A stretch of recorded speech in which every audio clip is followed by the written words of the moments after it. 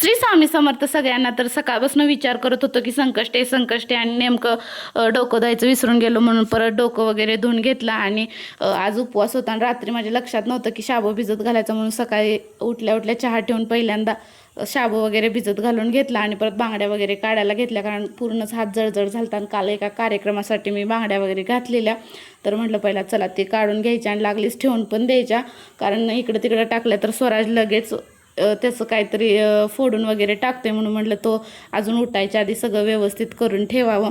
आणि परत खाली गेलेलो त्या आजींना चपाती द्यायला, तर शिळी चपाती तर त्यांच्या म्हैशीसाठी नेतात, तर मी पण साठवून ठेवते. आणि मुलगी शिकली आणि संसाराला लागली, तर ह्या माझ्या चुलत सासूबाई आहेत, त्यांच्यासोबत डाळ थोडी नीट करत बसलेलो. आणि परत पोरगायचं आणि पप्पाचं असं काही खेळायचं चाललं होतं, डाळीत मोबाईल लपवायचा चालू होता.